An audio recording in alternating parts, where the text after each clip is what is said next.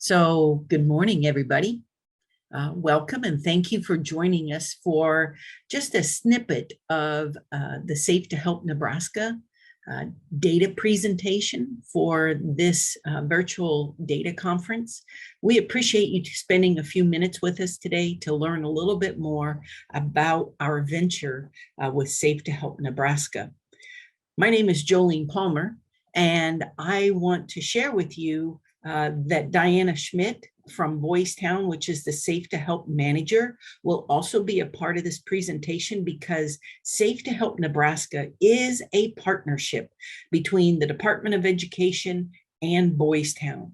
And as we go forward, we will be working together in many ventures regarding Safe2Help. And so it's exciting that we can have you get to be introduced to Diana because she is an integral part of this whole process. Let me tell you, Safe2Help Nebraska is an anonymous report line where students, staff, or parents can report any type of concerning behavior that they see or they hear about that could impact the safety of students, staff, and schools. And what we like to say is that Safe2Help is a way that we can give a voice to the voiceless, because what we know is in the majority of situations, there's always leakage of information about some kind of a concerning behavior or some kind of activity that could hurt people, especially within the school. And we want to give an opportunity for someone to report that ahead of time so that we can know about it and maybe be able to intervene so we can keep students, staff, and property safe. It is a venture that began about almost 2 years ago. Well, it was January 7th of 2020, January 7th of 2020. Boys Town and some schools in the Omaha metro area went live with the Safe2Help as a pilot program for us. And what happened then is, you may or may not know, we went to the legislature last legislative session and asked for this to become part of legislation for schools to be able to be a part of this process if they choose to be. So that we can give an opportunity for students and staff to have a place to contact if they hear something that's being planned or hear concerning threats that might be to someone or to property of some kind. And so we know that in that pilot, there were many reports made, about 450 to be exact, in about a year, that really, I would tell you, I think it saved lives. We had 78 reports of threats of suicide. And so I also say, I think that is one way we can help support schools in their mental health. And so I just want to share with you, and we, Diana and I, want to share with you some of the specifics and some of the data that we captured over the past year. So a few of the specifics, oh, no, not yet. A couple of the concerning behaviors, and I want Diana to address these over the past, in the year 2021, what we saw as event types, what kinds of things we saw in Nebraska. If you take a look at the event types from last year, they have bullying and suicide threats as number 1 and number 2, but those two actually went back and forth throughout the year. So they really dominated, some of the overall themes. But we have over 30 event types for a student or a faculty member to choose from when they are submitting their tip. It's a pre-established drop-down menu, and then they pick one of the event types that best fits what they're trying to report.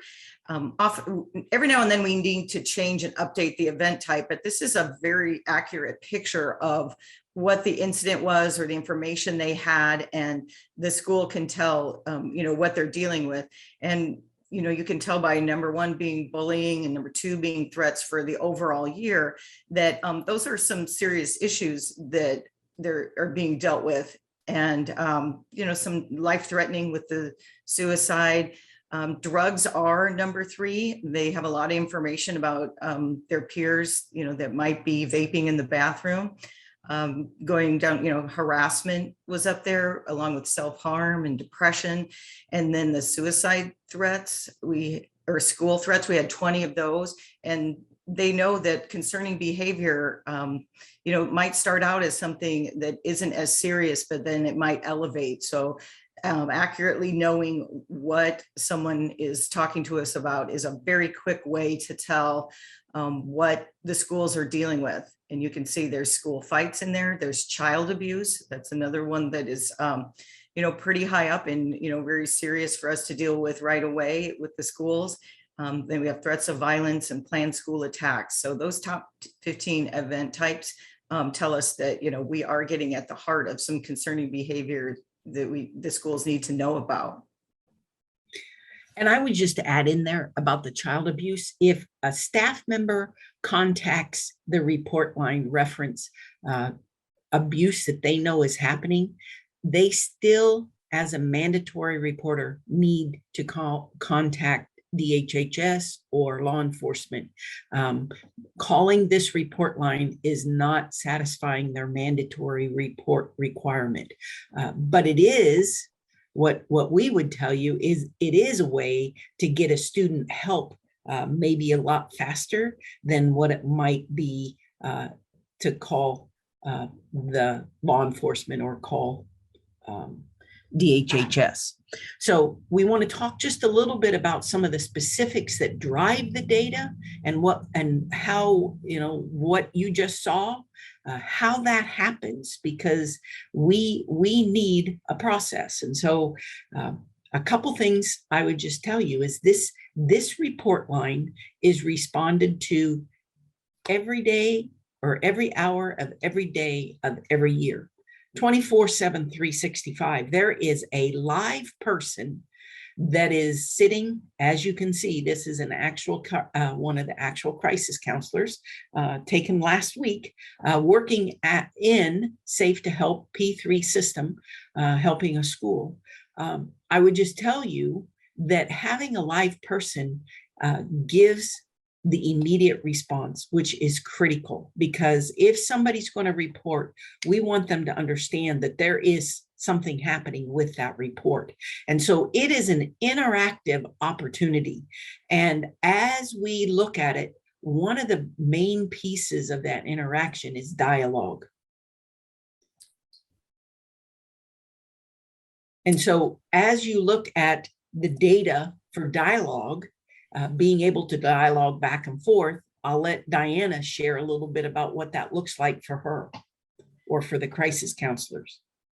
So when a student or faculty member or somebody in the community reports information online, so it's coming through the web or the app, we have the ability to interact with them through the dialogue features. Our P3 campus software has a lot of features, and one of the really great features is the ability to instantly reach out and see if they're there and if they want to talk to us and if they want to give us more information.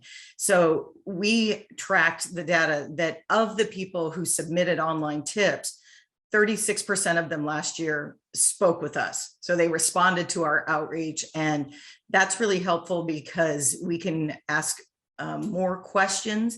It's a real skill not to overload them with questions, but to ask open-ended questions. How did you come to find out about this information?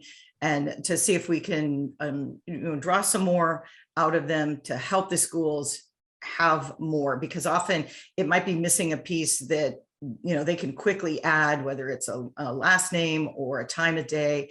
So they are submitting it like it's a form, but it's really not. It's alive. because of that person on the other end of the phone that's trained to talk to them in a compassionate way that's going to de-escalate any crisis that they present to us. And so working with the hotline and having that crisis counselor is a very unique feature of a tip line.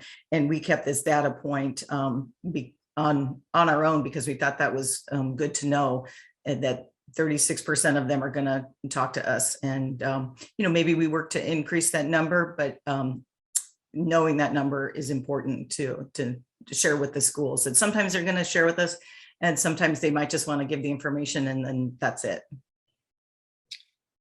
And another major feature that I think is critical is that of the capability to upload an image. Would you like to speak to that, Diana? Yeah, so among the features like dialogue that are really state of the art for our platform is that at the moment they submit the tip, they can upload the image. Or if we're talking to them on the phone, we can give them their code and they can upload the image, and it's part of that tip report.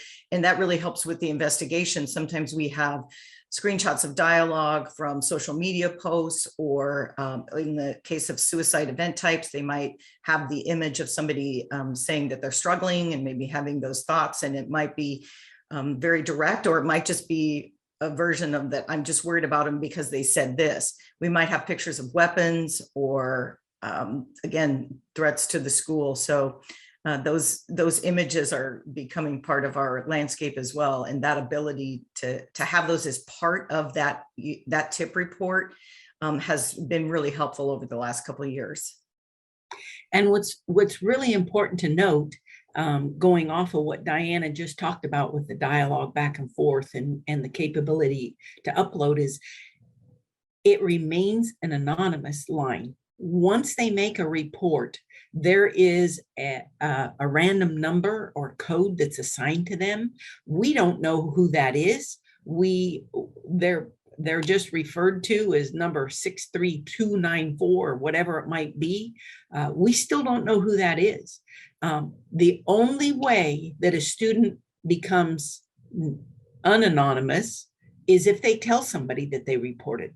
Otherwise, they will remain anonymous to infinity.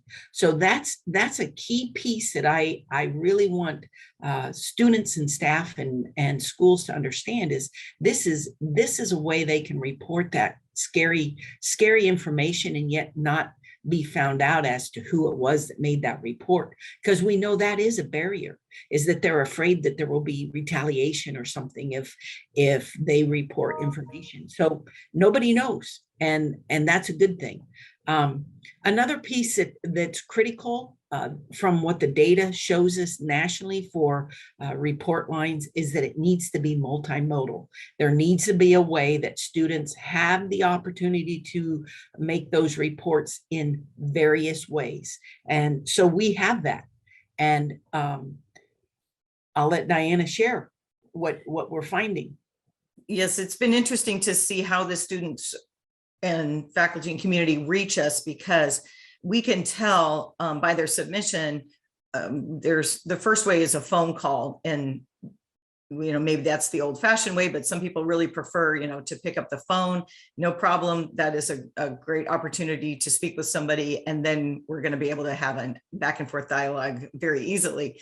18% of the reports that we took last year, those reporters came to us with phone calls.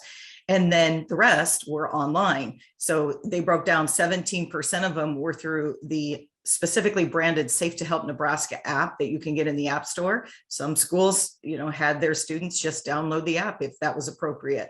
But the other one is the website. They came at 65%. And we actually can even tell if they use their phone to reach us on the webs. They use the URL Safe2Help Nebraska website, but maybe they just use their phone to do that. So absolutely, a lot of people are using their phone, but sometimes it's through the app. And most of the time right now, it is through the website. But that very interesting data point. And for us to know that right away, we can tell there's some technical features if they are using the app versus the website. Has to do with the dialogue and the way we push that out. But that knowledge is power for us. Yep. Absolutely. So you may ask, what happens when someone makes a report? Where does that information go? Well, honestly, there's two things that happen. First of all, the crisis counselors that take that information in, they determine whether it is a life safety issue or if it's not. Because immediately, if it is a life safety issue, they contact 911 in your area and dispatch somebody to get an intervention happening. Like, if a student calls from a party and says Michelle is on the bridge and is going to jump off, she says she's going to kill herself. Well, we need to get people there immediately. And so the crisis counselors are the ones that actually get that happening. But the other thing then that happens with that particular life safety call is they contact the school team, the threat assessment team members, because we know that sometimes they will have information that the emergency responders may need, and so we give that information to the school at the very same time, basically, as the 911 gets it, so that we can get an intervention.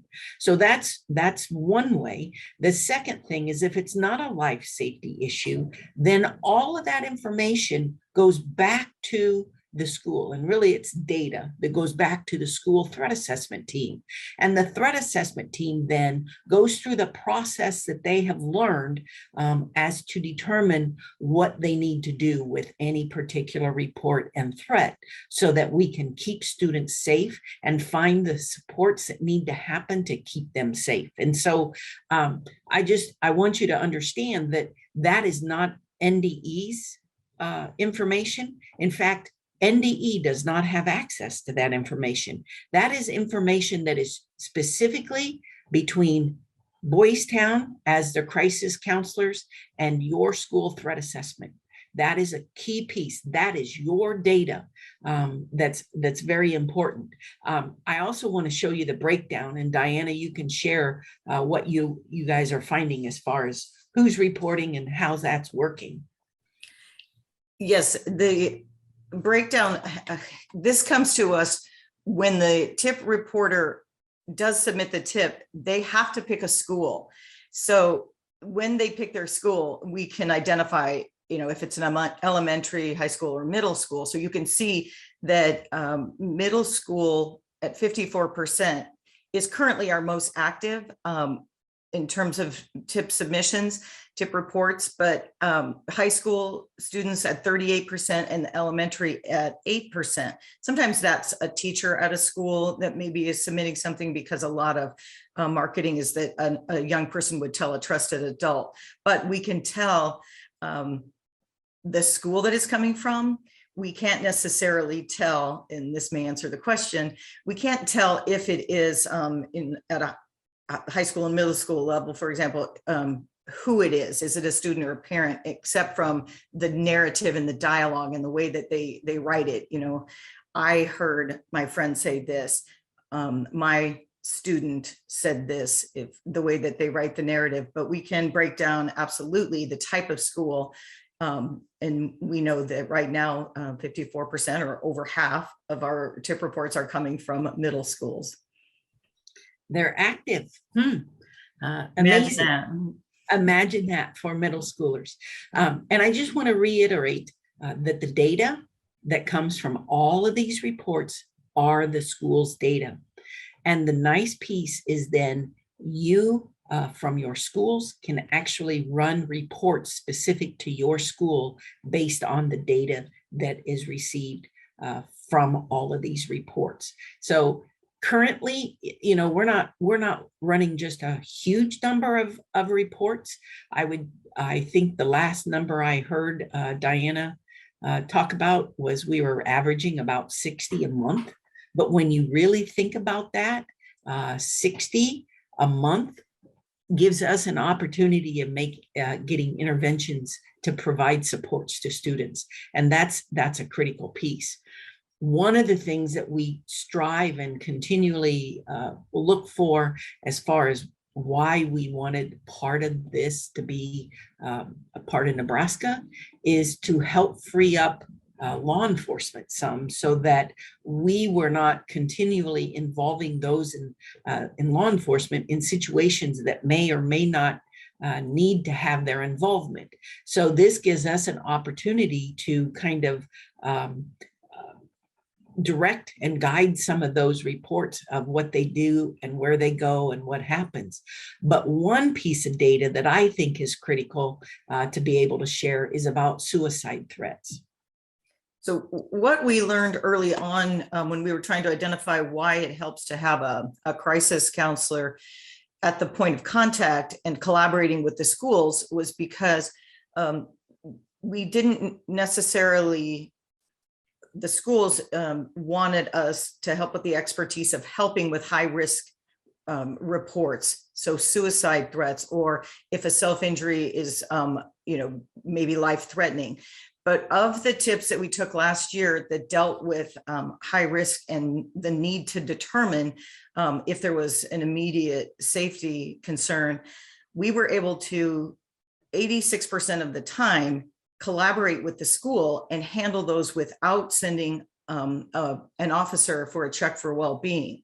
So we absolutely will do a check for well-being when it's necessary and it's a known high risk and we can't reach a trusted adult. But that was 8 times last year versus 57 times that we worked with the school, collaborated on how to best determine the well-being of the student in that moment. So this data point we kept on our own. It didn't come from the system. We just needed to know, and it became helpful because it shows that, we're not trying to send law enforcement and overshoot our response. What we're trying to do is get the immediate best care to the person in need if they're in need. So that was, it's a simple number, but boy, does it tell a story. It sure does tell a story. So as we look at kind of why your school might want to participate, again, this is a legislative bill from last year that passed through the legislature to give this as an option to all schools at no cost. And that is a critical piece that I want you to understand is there is no cost to your school to be a part of Safe2Help. So that is a benefit, but it's also one of those things where we can get information and data to help keep your students and your staff safe in your school. If someone is planning something, if somebody brought a weapon to school, if somebody is threatening to die by suicide, other students can share that information through the report line, and we can get some interventions to help support those students so nothing of the unthinkable happens. And that's really a goal of what we want to accomplish. And I would tell you, it's all local control based. The only thing that's not local control is the information coming in. And what we have found, our students and even staff are more likely to report to an anonymous line than to a website or something where they might be found out as to who they are. And so the only thing that we do is to take the reports, and then all of that information comes right back to your threat assessment team. So it's your information for your threat assessment team to do the investigation, and to do observations and get all the information to gather that, to determine what supports need to be put into place for any particular student. And then it's up to the threat assessment team to do the follow-up. So what needs to happen next? So is it that we need to involve the parents? Of course, by law, it says that the principal of a school, when a threat comes in at a reasonable time, will include parents. And that is one of those things that I would tell you there's a time and a place when that needs to happen. But if it's at a detriment or at the non-safety of a student, then we would tell you that a parent should not be contacted until we know all the information to know that that parent is not one of the perpetrators or something like that. I can give you lots of examples of what's happened in that situation where parents were contacted right away, and then all of a sudden activity stopped. Well, that's because the parent knew that somebody was now looking at them because somebody had made a report. So it's important to realize that it is a requirement by law that a principal or an administrator shares information with parents of the child involved, not necessarily the entire student body, but of the child involved, and do that follow-up. And then again, I just want you to know that it's your district or school's data. It's not MDE's, already said that, but I want you to understand, I do not have access, and I have specifically chosen that because I want that to be between you as a school and Boys Town. I get reports that are just very general, not about any specific school district, just overall what's happening with the line, but specific information to your school is your data. And as we said earlier, the life safety reports, one of the benefits is that when a student or a staff make a call and there's a life safety report, that is dispatched immediately to law enforcement, and the report line crisis counselors do all that coordination. And then if and when it's appropriate for schools to be brought into that, I mean, it's usually sooner than later because they'll report that Michelle's on the bridge going to jump off, and they didn't say the Michelle who it was, and so then it's more likely for the crisis counselor to call the school to say what Michelle's are in your school. This is our report. So it gives that information to your threat assessment team again. And then the nice thing is then you also have your own data that's specific to your school and what kinds of concerning behaviors have been happening. And so it gives you a chance to determine what kinds of supports to put in place for students as well. If there's a lot of kids that are students that are calling in and reporting that their friend is self-harming or whatever, and you now have 6 reports in the last week, that's something that you would look at and say, okay, what do we want to do to address this, to provide supports? Maybe there was a suicide and there's other reports about contagion. Well, you would want to know that, and that data then is very specific to your school.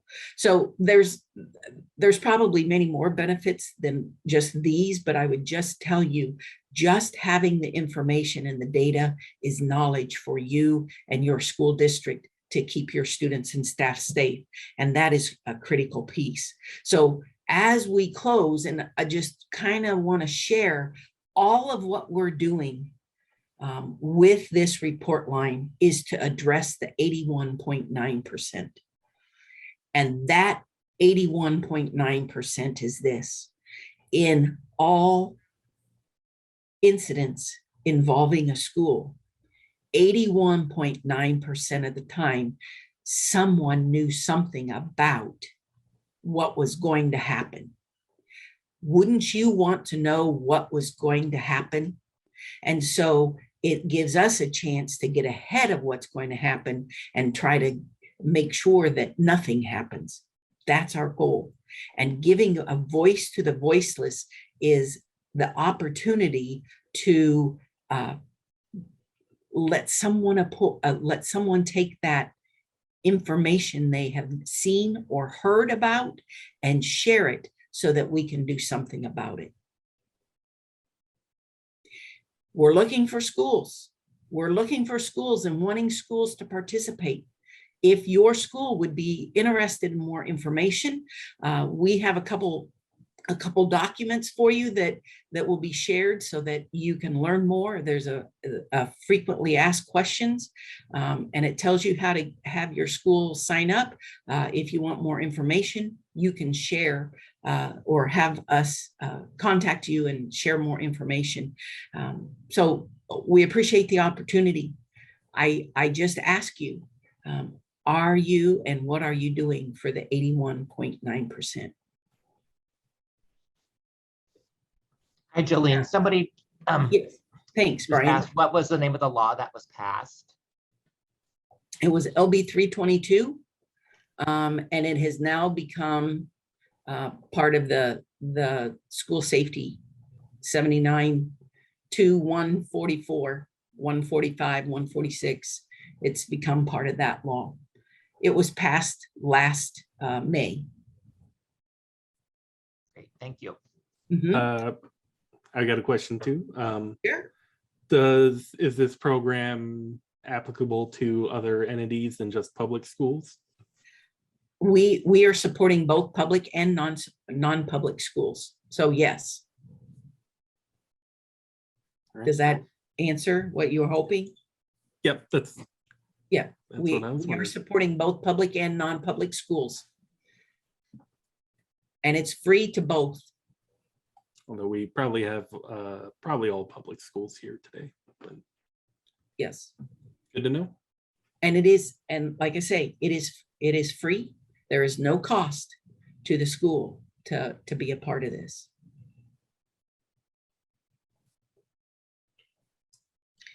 Please feel free at any time to reach out, to ask your questions. I'll be more than happy to provide whatever information we can. We're trying to grow this, and we're trying to grow it quicker, faster, sooner than later, because we need to give a report to the legislature in January. So 2 years from now, January of 2024. And then our hope is that the legislature would continue to fully fund it based on the data that we get. And the more data we have, the more we can show that it is an effective process to help schools get data to help them do decision-making around safety at their school. Another question just came in. Do schools need to be enrolled in order to use it? Yes, you will need to opt in. And on the frequently asked questions, if you'll look at that, it will tell you how to enroll. All you basically do is call, or not call, you send me an email, jolene.palmer@nebraska.gov, and say, my school, St. John's, whatever, in Timbuktu would like to participate in Safe2Help, and we'll get you rolling.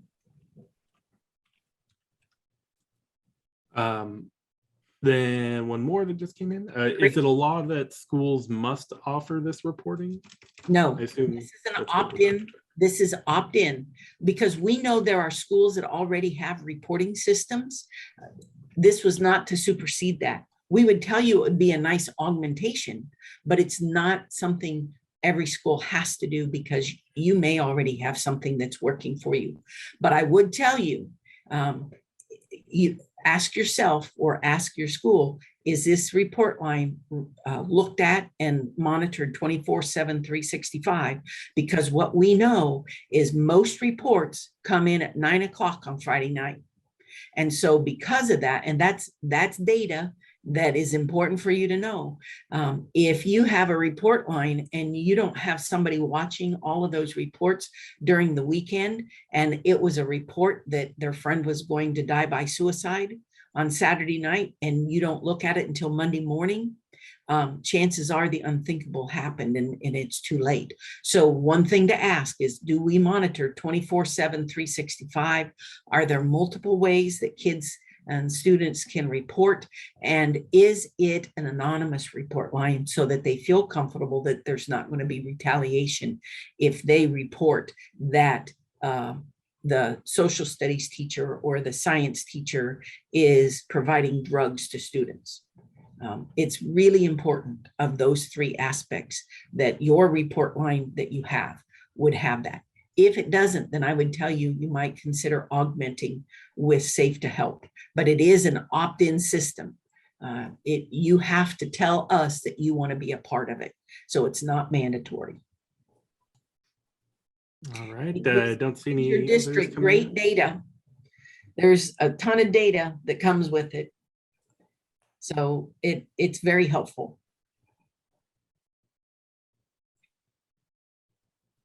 We appreciate the opportunity. Thank you.